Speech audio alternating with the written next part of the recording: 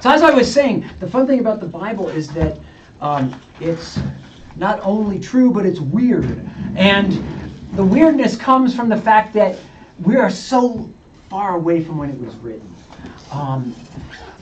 Understanding this story of the fallen angels' battle against the Bible is what helps you understand that this is not 66 different books. It's all one long story written down at least over the course of about 1,400 years. So it took about 6 times as long as our country has existed to write this book, okay? Or write these 66 books. And this is the story that kind of weaves through all of it and connects it all. Now, the reason why it seems weird is that, again, as time went on, people forgot things. Do you think there are things our country has forgotten? This coming summer is going to be our what anniversary for our country is this? 250. Do you think there are things from the year our country was made in 1776 for the first time? Do you think there are things that have been forgotten by us that our ancestors knew? Okay? And that's partly why these books seem strange to us. Because anything you read from another time, even by somebody who's like English speaking, okay? So one of the first English poems we have is written by a guy named Caedmon. And if you try to read it, it's weird. Even though he's speaking our language, of course it's an older form of our language, so they're using some words that we don't know, and the spellings are definitely all over the map from the way we spell today. But the stories, the things that he talks about, it's amazing for us to read, and that's part of our heritage, and that's what this one is. So we are going to be working through here. I'm going to try to be consistent. With Pastor Brett, you always get fun new words, and the first new word is Gigantomache, right in the center of your sheet there. Okay? Now, you should have 3 sheets.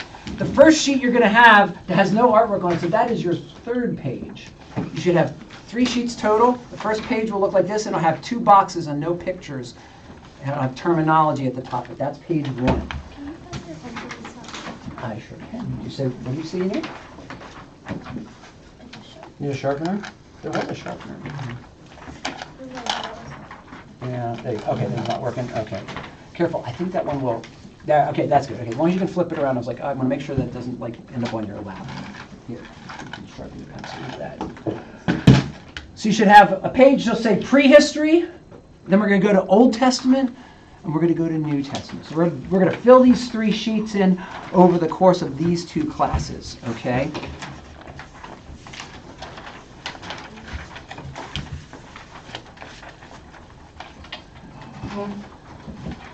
So, when you see this,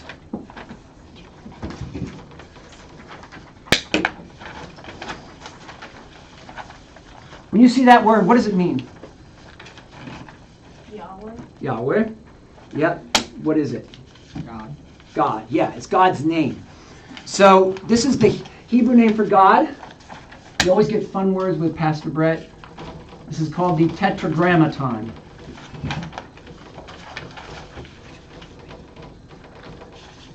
So most words, especially long ones, have a history, and you can figure it out just by breaking it down. What does this word look like? This half of the word look like? Grammaton. What does that look like to you? Grammar. Like grammar, exactly. Grammar involves what? Spelling, words. Yeah, exactly. What does tetra mean? Anybody know? It means 4. So this is 4 letters or 4 words, the 4-letter name of God, okay? In the Old Testament, if you said this word aloud, you'd be stoned to death in Old Testament times. The name was considered too holy to speak aloud, so when you would read it aloud, if you were reading in church or, of course, in synagogue at that point or temple, you would say the Lord. Or, when you would actually say it, Hebrew, they would say Adonai. Okay? So you'd read Yahweh, but you'd say Lord. That's why it's Lord in your Bibles to this day. If you're reading your Old Testament and you see something like this, and it's written like this, all capital letters, but the second 3, the 3 at the end are smaller, that's the word in the original. It's the actual name of God. This is the name that God reveals to Moses out of the burning bush. When Moses says, "What is your name?" They're going to ask your name. He says, "Tell them that I am has sent you." And it's weird. That's this Yahweh thing. That's how you say it. But I am, it also means I was, I will be who I was, I am who I am. It's all that stuff together. So God is essentially saying, I'm completely outside of time and I never change. I am the one who truly exists. Okay? So, and the reason we bring it up is, you'll notice right beneath the word Gigantomache. Anybody know what Machi means? You can tell what Giganto means, right? It means giant. What do you think Machi means? Because you'll see it in other contexts as you get older. Machi means, come on, take a guess. Use your minds. Had some music up. What was the music title? What was it about? War. So what do you think Machi means? War, thank you. Machi means war. It's Greek for war. Okay? So this is the war against the giants. Gigantomache. Okay? But really it's the war against the fallen angels. Because fallen angels are how you get giants. It's also the story of the Bible from Genesis to the end of Revelation. Okay? All right. So, we're going to start with our terminology at the top to help make what we're about to do more intelligible.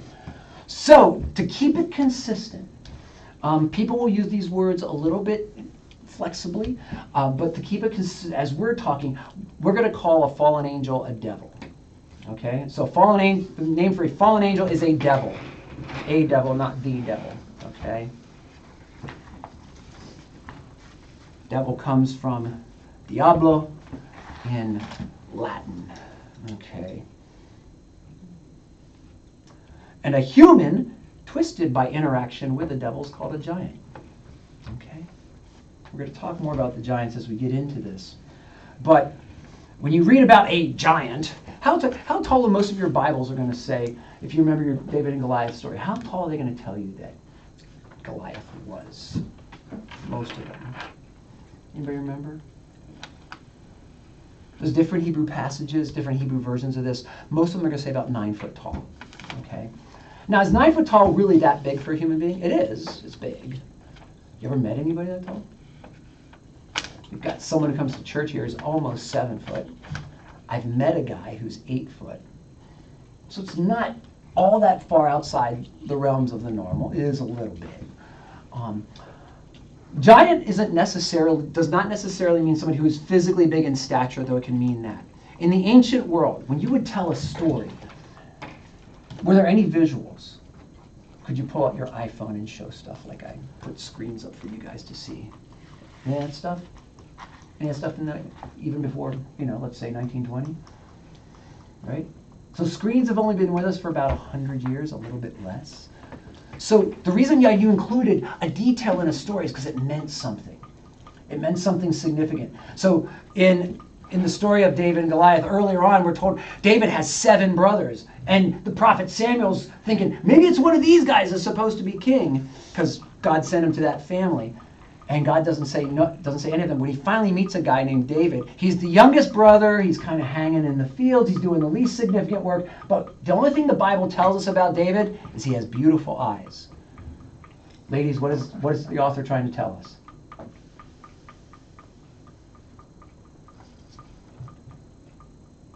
If you went to your friend and said, I met this guy, he's got gorgeous eyes, what would you be saying?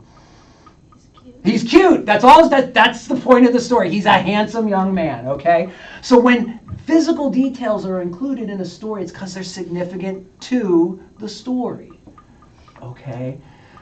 What's going to be significant about David being handsome is that he is going to not only become a leader of men and lead and good-looking people. You won't see too many ugly politicians, okay? Just put it bluntly. If you want to become a leader, that's part of it. The other part of it is that his looks are gonna trap him also, because he's gonna fall into adultery later. So the story is his looks are significant to the story. Giant may mean big physically, and it does seem to mean that at times, but it also means powerful. Okay, we're gonna get to that when we get into Genesis chapter 6. You're gonna see that. It also means powerful. So someone who's massive and big is someone that's scary to fight. How many of you ever had to wrestle or wrestled with a sibling or anything like that? So, right. What's a 10% weight difference is a 90% prediction the bigger person's going to win, statistically. So, how much do you weigh, Timmy? 110, maybe more. I haven't checked in a long time. Okay, so 110. So if you wrestled somebody who's 130 pounds, that's safely 10% more than your weight. They have a 90% chance of winning just by that 10% chance of difference in weight, okay? This is the significance of size. So that's why that detail is included. So it could mean they're physically big, could just mean they're really strong and powerful warriors, okay? Doesn't matter how you want to read that. But likely fairly large. All right, a dead giant may become and this word comes to us from the Greek word daimon. Greeks and Romans thought of these beings as something. You should have a double thing there. What do you have?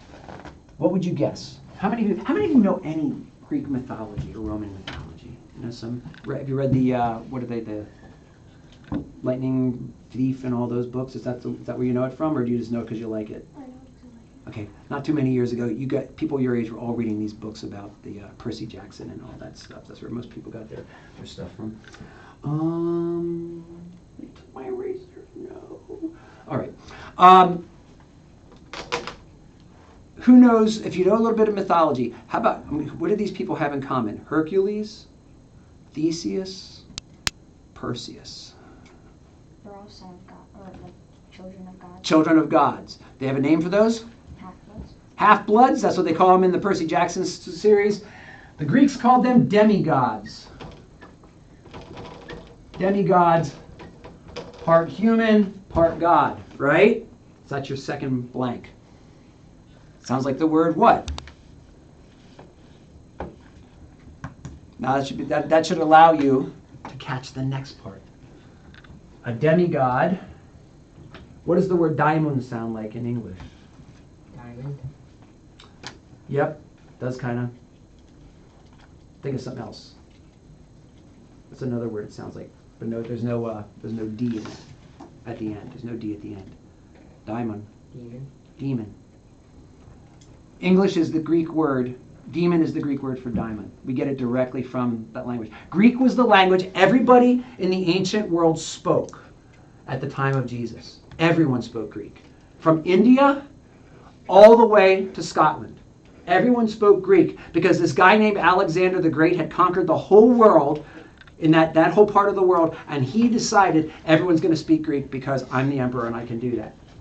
Okay? So everyone spoke Greek. So these demigods were actually called daimons, which comes into English as demons, and they were something you worshipped and remembered in your local community. And there were lots more than just the big ones we remember. We remember Theseus and Perseus and Hercules and all the rest of them. But there's a whole lot of other ones you would have had. I came from a town named Hummelstown, not too far from here, down near Hershey, if any of you like Hershey chocolate. It was founded by John Hummel. John Hummel would have been thought of as the local demon.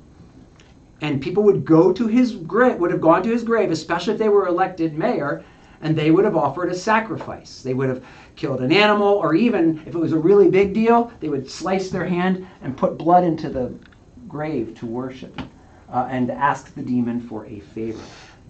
These ghosts, or the spirits of a dead giant, became known as demons, okay? All right. Jesus, Yeshua, is the same Hebrew name as what? Sounds like it even. Yeshua. That sound like an English name you know? Joshua. Joshua! Thank you. That's your first one. That's the Hebrew name Joshua. Jesus is just the Greek version of it. Okay? Just like the word Christ is the Greek word for Messiah. It's exactly the same thing. Christ is not Jesus' last name. Christ is his title. So Jesus Messiah and Jesus Christ mean the same thing. That name means Yahweh saves.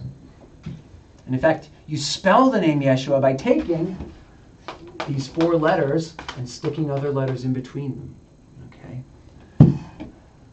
So it means Yahweh saves. So that's to be his name from the very beginning. The angel proclaims that. All right, in Hebrew, the word, I'm just going to give it to you. Elohim. Elohim. E-L-O-H-I-M. Elohim. Means spirit.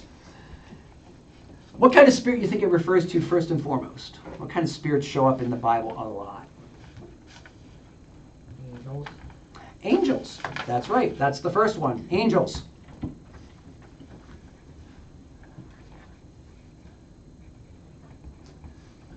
This means spirit.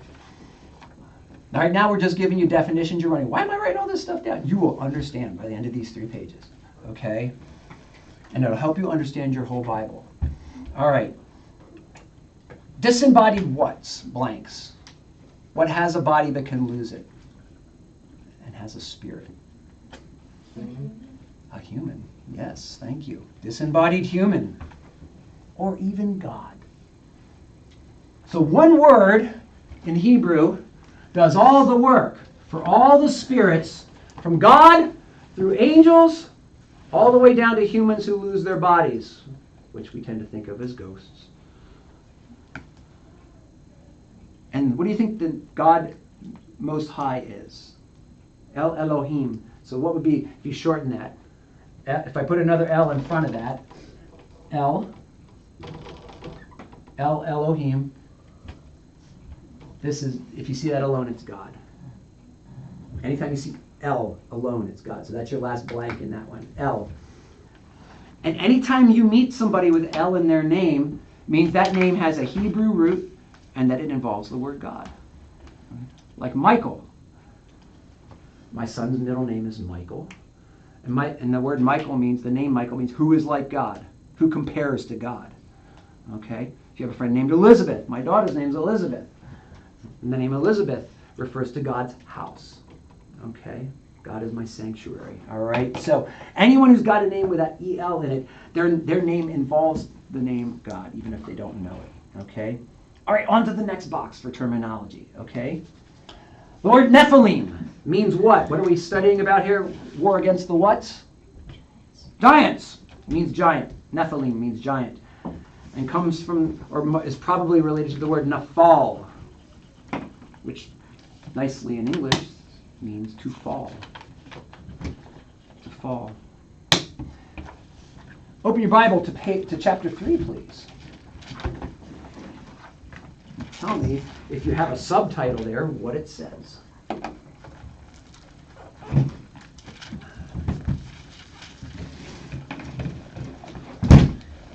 Genesis chapter 3. First book of the Bible, chapter 3. Do you have a little title before it all begins? I don't know if it says this or not. The different translations of the Bible probably have different versions and have different things written there. But oops, you're in Leviticus. You want to go to Genesis. First book of the Bible, the 3rd chapter. What do people's Bibles have in them? What does yours have in it? Human disobedience. Human disobedience. What do you have? The fall. The fall. What do you have? Do you have it there? What do you have? The fall. Okay, yeah. Nafal means the fall or to fall. Okay? This is what we call human disobedience. It's usually referred to as the fall of humanity, the fall of man, however you want to say it. Human beings fall away from what we're supposed to be. We're made to be children of God, and we fall away from that. We fall away from what God made us to be. Giants fall further. Remember, over there, we talked about a human twisted by interaction with a devil or fallen angel. They fall further. The point of the angel is to twist a human being so badly that they never go back to God and are lost forever. We call that damnation or hell or whatever. Okay? The Old Testament, back in our terminology box, the Old Testament identifies many groups of people in the giant category. Giant category. And so if you start seeing names like this in the Old Testament, Anakim, Rephaim, Amorites, Midianites, Amalekites, and there's a whole lot more. we'll show you where the list is eventually. But you start seeing those kind of names, those are giants. Are you guys getting warm in here? Because I am. You guys warm? Comfortable? I need feedback. I'm a little warm, but if you guys are fine, I'm not going to turn the air conditioner on. Everyone comfortable? Okay. All right. So, giant category. These are lots of people. So, how do you become a giant? Tall. Tall. You're tall. Okay, I don't mean in the modern period, like giant in biblical terms. Yeah, you could just be a tall person. Actually, one of the restaurants I go to, the tallest person in the world was there a couple years ago, and they got a picture of her. There's a disease, and she's really tall, and a picture of her with the shortest person in the world. The two of them were there together. But we're talking about in the Old Testament, based on just what we've seen here in the boxes, what makes you a giant? Box number 1, definition number 1. What makes you a giant? How do you become a giant? Box number 1. You get twisted by interacting. You get twisted by interacting with the devil. So if these tribes, Anakim, Rephaim, Amorites, Midianites, Amalekites, if they're twisted, what does that tell you about their worship? What are they worshiping? They're worshiping a False god. a false god. Yes, a fallen angel.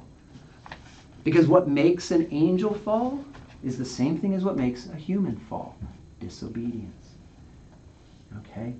And it's, in fact, when they accept worship. A good angel says, don't worship me. We see that all over Scripture. Again and again, angels show up to talk to people. And the first thing the person does is go, whoa! And they fall on their face and start to worship. And the angel goes, no, not that. Not me. I'm the wrong person. Worship God. I serve the same God you do. Okay? But they're so scary and so powerful, and even the glory of God kind of sticks to them.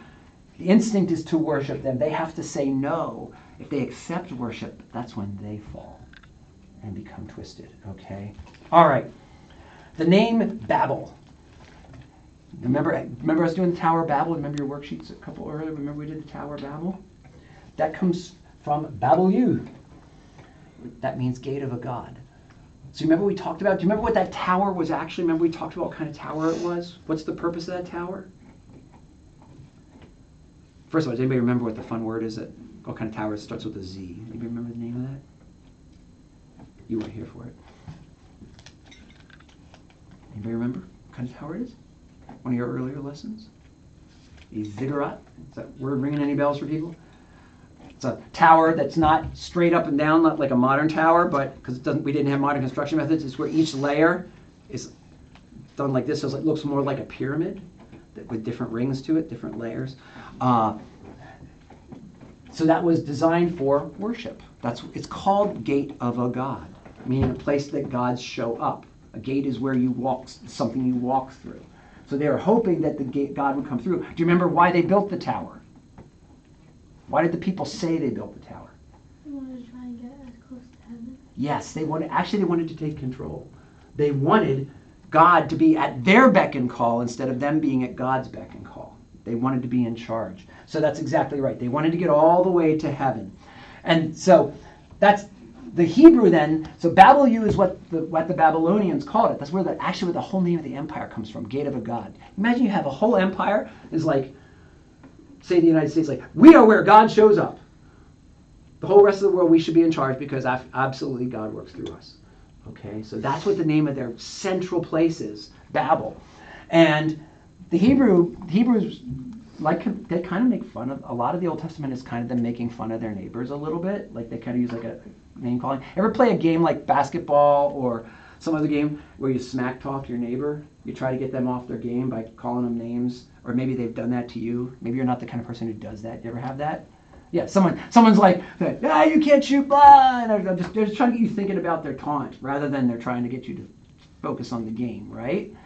That's kind of what the Hebrews would do to their neighbors. So they actually twist the meaning of gate of a god. They use the word balal, which sounds close but not quite the same, and it means two. What happens to the languages at the Tower of Babel? Remember what happens?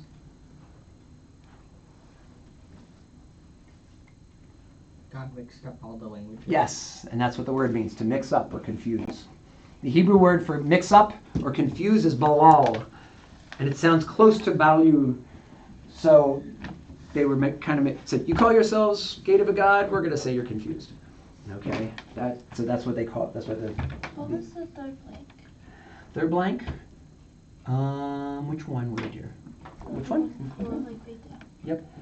Yep. Giant. These are giants, yep. And sons of God in the Old Testament usually refers to what? Elohim, we've already had the answer. Angel. Angels, thank you. Sons of God usually refers to angels. That's your last one. Angels.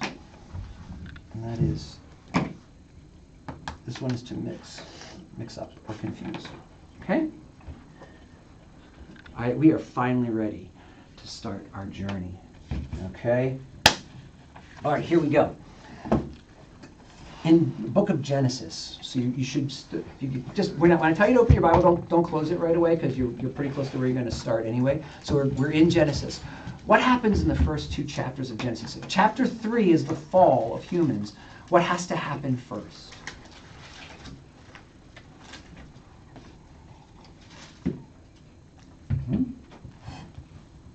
What has to happen before humans can fall? They have to be created first. Yeah, that's your first 2 chapters of the Bible, is the creation, okay? You get 2 different stories of the way God created.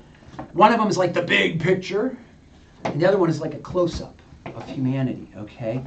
So we're going to look at Genesis 1:27. So again, this is part of what we're doing here is to help you find things quickly in your Bible. So open to Genesis 1:27.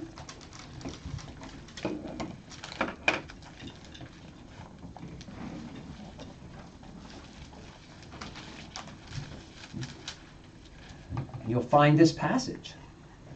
So God created man in his own image.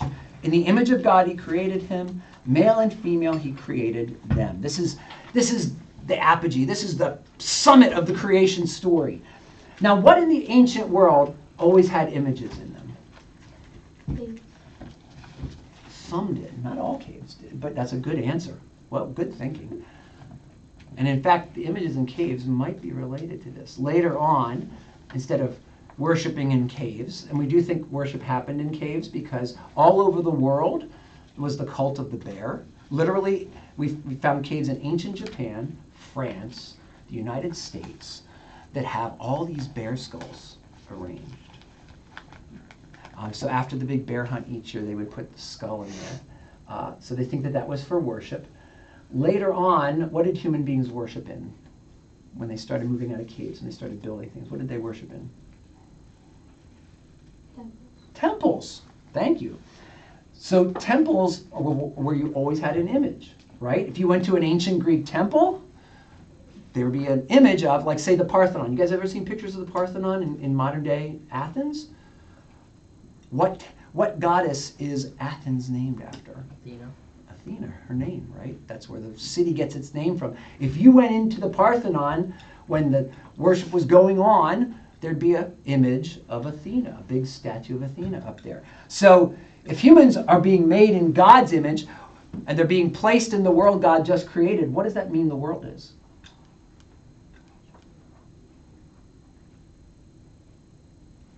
If you go to a temple and there's an image in it, and God puts his image in the world, what does that make the world?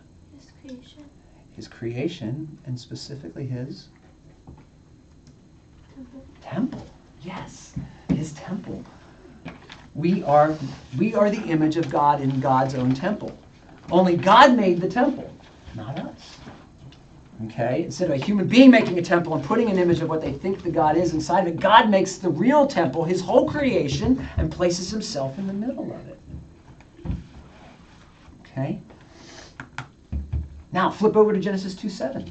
Let's go to the next page, or a page or two for you, depending.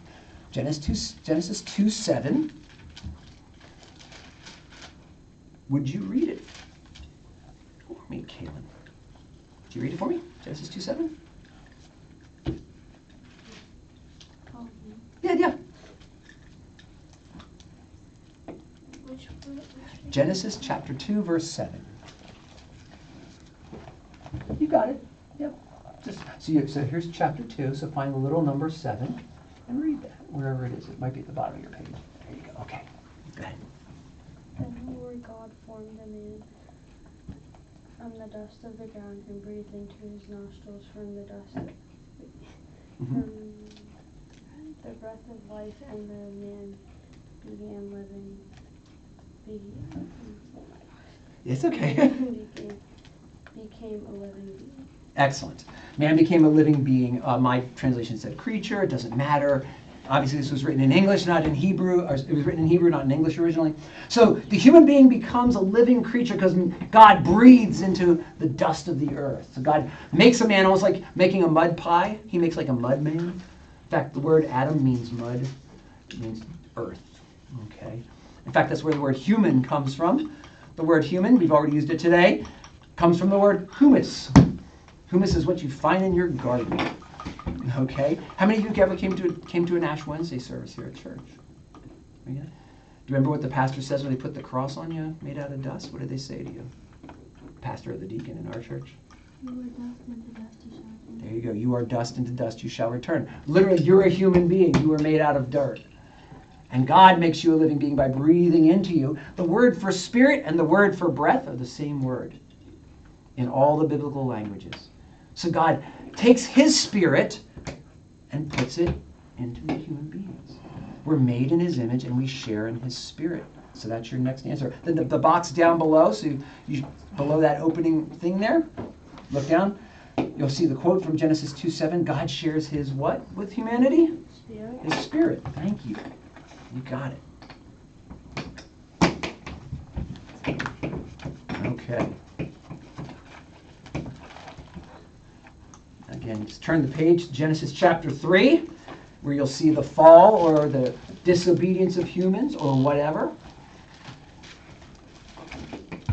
Tell me the story quickly, somebody. We're not have time to read everything here. You guys will be here in August while we're working through this timeline if we read every one of these passages. So, tell me the story of the fall. What happens? We've talked about it already in class. Let's see what you remember. They're in a garden. What does God say to them? You can eat anything?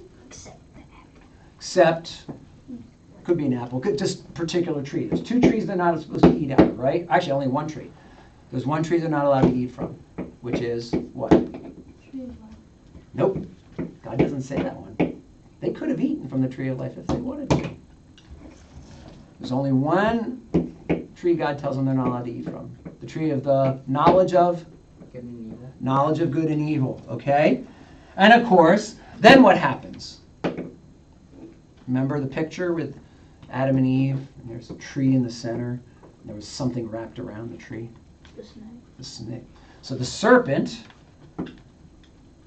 says to them, tempts them into eating. They do, and that's when they fall. He tempts them into disobedience. So humans are going to lose their first battle with the main devil, the main angel who defied God and turned against him. And what's that angel's name? There's 2 names you can give me, both in the Bible. Satan. Lucifer or Satan, both of them. Those are correct. Yep, Lucifer means light bearer. He was supposed to carry the light for God, and instead he rebels against God. Satan means accuser. So he's the one who accuses us. He's the one who tries to get us to fall away from God and succeeded. Bless you. And here's the part I want you to remember. So that's the first box above the line there, Genesis chapter 3. Humans lose their first battle with Satan. Okay? That's what that story's about. Losing the first battle with Satan.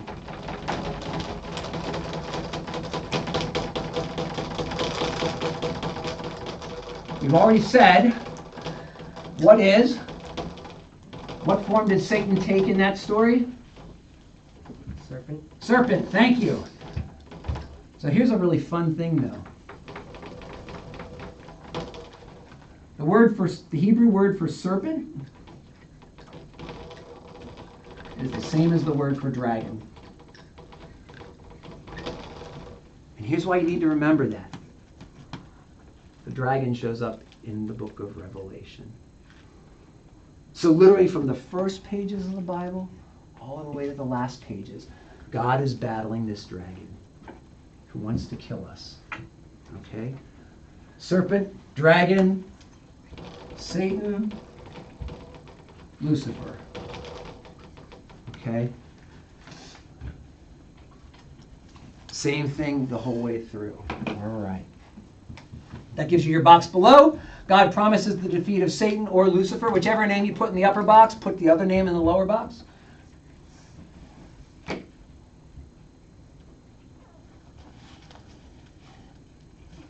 So the one who's supposed to help God ends up being God's chief rival. Okay? The one who's supposed to carry the light and draw people toward God spends his time trying to drag us away from God. All right, Genesis chapter 4, next page. And this is where you can write little notes in your Bible to help you understand what's going on. This is why I recommend bringing your own Bible when you can. I'm going to call this, if the fall is the first thing that happens, the fall, humans start falling a little bit further. So the first thing they do wrong is do what? What do they do in Genesis chapter 3? We just covered it. Eat the fruit. Huh? They eat the fruit, which the point of that is that they're doing what? Disobeying. They're disobeying, right. Okay, so they disobey God. So that's the first and worst thing, because the main thing that it's not just that they disobey, it's particularly the way they disobey. They want to decide for themselves what is good and evil. They don't want to let God tell them. So it's a sin of distrust. They don't just disobey God, they distrust him. They don't want to trust him as their father, okay? So remember you know what chapter 4 is about. This is the story of Cain and Abel. So what is the story of Cain and Abel? Cain murders Abel. Yes. Cain murders his brother Abel. Why does he murder his brother Abel? Because he's jealous. Jealous. You hear my sermon today if you haven't heard it already. I'm going to talk about brotherly love. I've got 2 brothers. We spent more time fighting than we did showing love to each other growing up. It's not easy to love your brother, okay? So what we have is basically they're going to fall further, because the first thing they do is they disobey God. They say, I want to decide for myself what's good and what's evil. You know what's good? What's something fall? Oh, that's a big bug. Oh, yeah, got a 1,000 layer. Yeah, they come up through the pipes in this building. It's kind of gross. They come up through my sink all the time. But he made it out.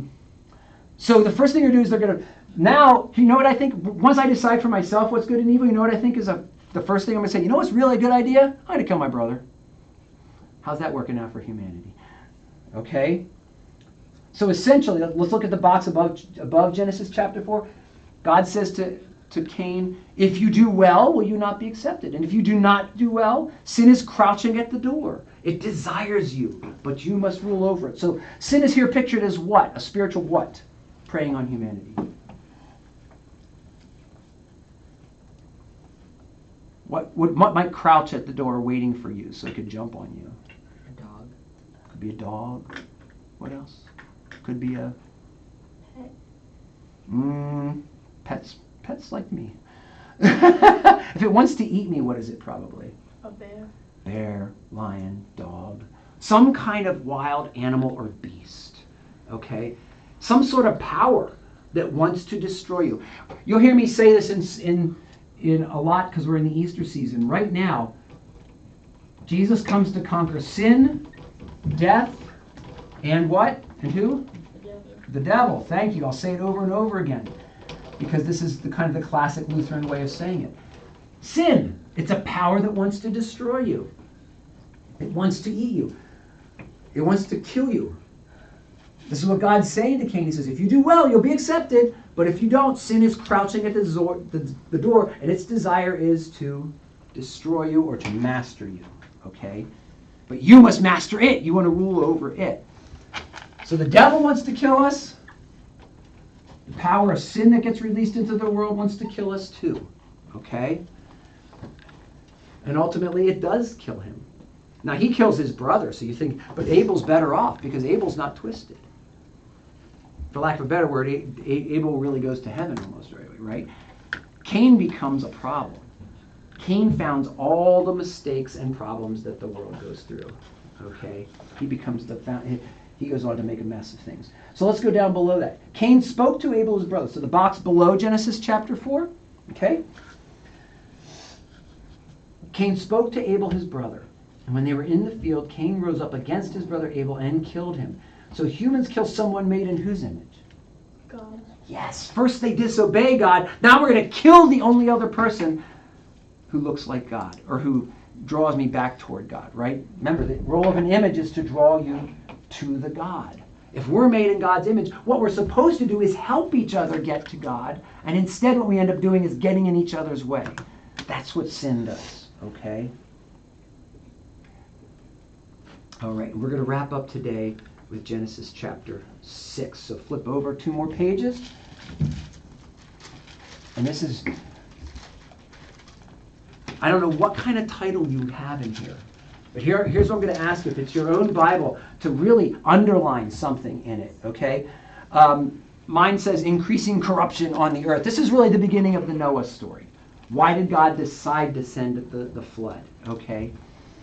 And we're going to read 6:4 for me, Matthew. Please open Genesis chapter 6, verse 4.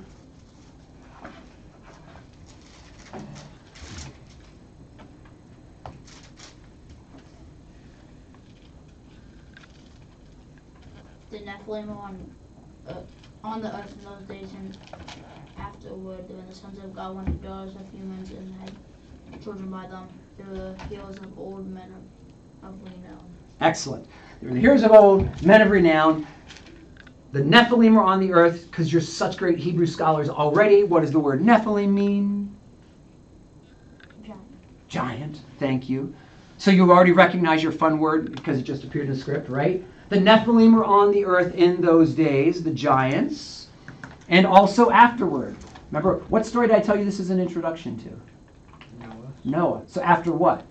Afterward? The flood. After the flood. They were there before the flood and they're after the flood.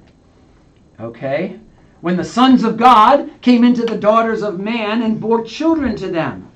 Sons of God is usually refers to what from our terminology up top?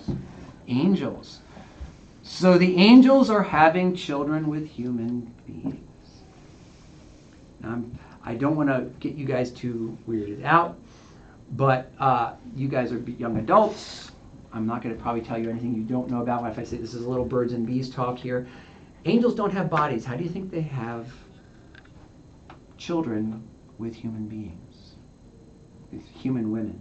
If they don't have a body, how do you have a woman? How do you have a body? How do you have that? Go ahead. Their grace. Hmm? Their grace. Well, they don't have grace because they're rebelling against God.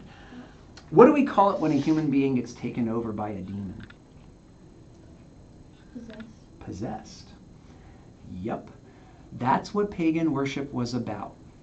Pagan worship was about getting possessed by your God. So that we just came out of the Winter Olympics. Do you know how the original Olympics happened? I'm going to give you guys a little fun story. Here's where we get the concept of a werewolf from. What's a werewolf? Half human and half what? Wolf. So here's why the idea of a werewolf came from. In the original Olympics, you would try to kill and eat raw an animal whose power you wanted for the game. So the person who wanted to have the strength of a wolf in, let's say, a wrestling match, even today, even if you go to a wrestling match today in your local high school, it will be Greco-Roman wrestling. That's the style you're engaged in. They would kill a wolf and eat it raw so they could get the power of the wolf. That was an act of worship toward the god of war or the god of games. You were trying to get the god to possess you so you had the god's strength when you were doing that. It was the same way when you wanted a new king. It was the same way when you wanted someone to fall in love with you. It was the same way. All of this stuff, you were trying to get the power of that fallen angel. Now, they didn't know they were fallen angels. They thought they were gods. You're trying to get that God to give you their power, okay? And so the way you did it is you sought to be possessed by a god, and then you did the usual way you have a baby. It's two human beings. But at least one of them, maybe both of them, is being possessed by a fallen angel at that time, okay? So we're not going to get any more detailed than that, but that's the way it happens. So through possession rituals and worship, this is the box above Genesis chapter 6, demons mate with humanity, producing giants.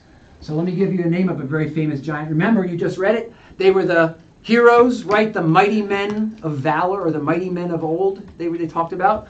That's the passage you just read. These were the Nephilim. Here's the name of a really famous Nephilim, or mighty men of old. Even an earlier story than the Greek gods, like Perseus and Heracles and Theseus. Gilgamesh. Any of you had to read the Epic of Gilgamesh in school? Or even part of it? You probably read part of it because it's long. Yeah. This is a Babylonian story, like Tower of Babel. Okay. Gilgamesh is described as being 2/3 human.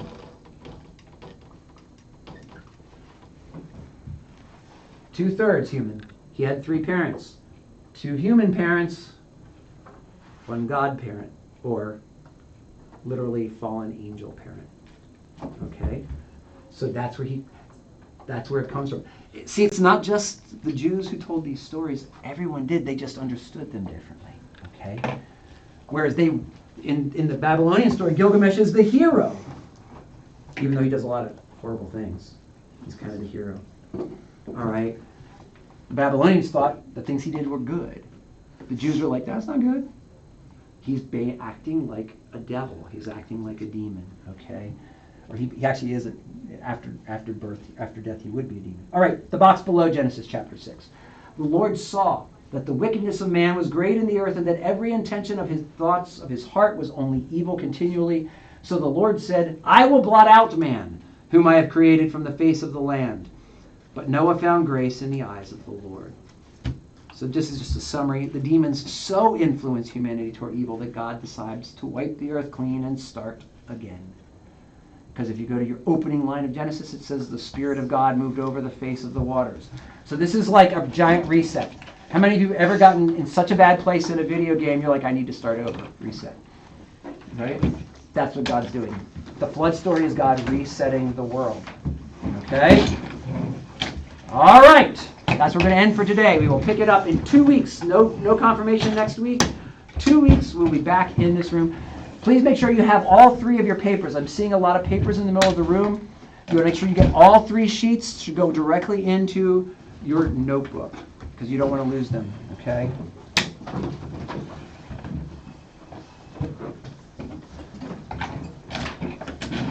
Oops, I moved it, my fault. Get my eraser back. Doctor?